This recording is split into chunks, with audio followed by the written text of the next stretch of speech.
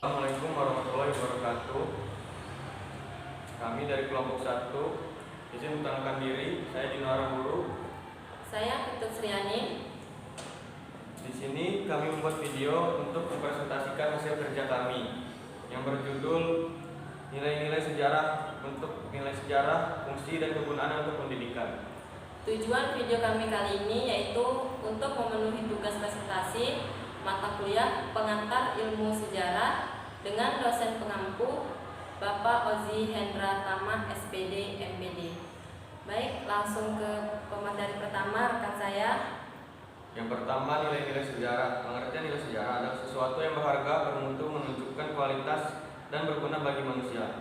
Dalam kehidupan manusia, peristiwa sejarah merupakan suatu peristiwa yang abadi, unik, dan penting. Jadi, nilai sejarah adalah segala peristiwa atau kejadian yang telah terjadi pada masa lampau dalam kehidupan masyarakat yang dianggap penting, berguna, atau berharga bagi kehidupan manusia. Yang kedua, bentuk nilai-nilai. Nilai-nilai yang ada dalam teks sejarah, maka diperlukan pemahaman akan setiap nilai-nilai yang perlu akan disajikan oleh penulis dalam teks sejarah.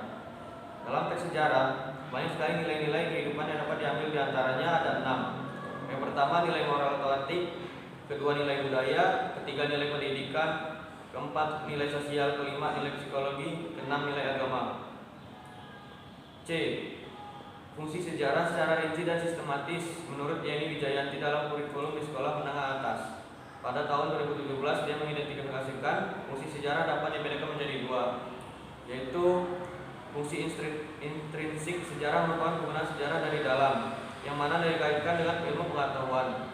Fungsi intrinsik dapat dibagi menjadi 4, yaitu pertama, sejarah sebagai ilmu.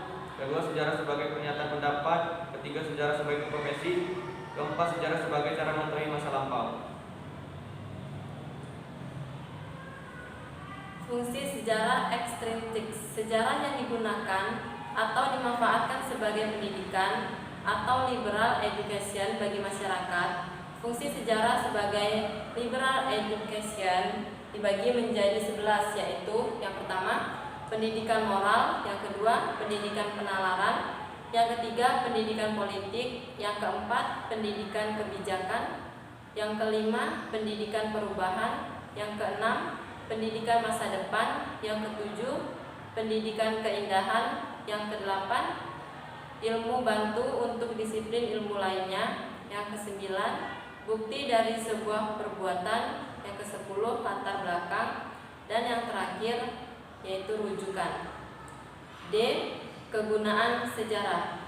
Secara rinci, sejarah memiliki 4 jenis kegunaan, yaitu yang pertama, kegunaan edukatif. Sejarah digunakan sebagai edukasi atau pelajaran, artinya lewat sejarah manusia bisa mempelajari banyak hal, seperti pengalaman, cara penyelesaian masalah, dan lain sebagainya.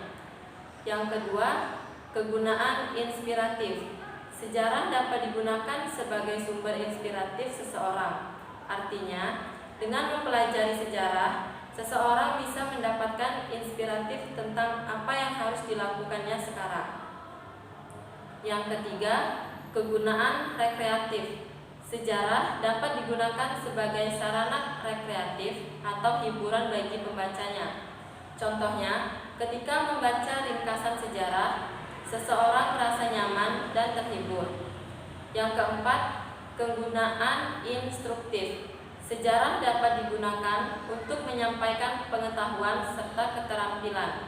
Lebih tepatnya, sejarah berperan sebagai penyampaian informasi terkait perkembangan ilmu pengetahuan dan keterampilan dari masa ke masa.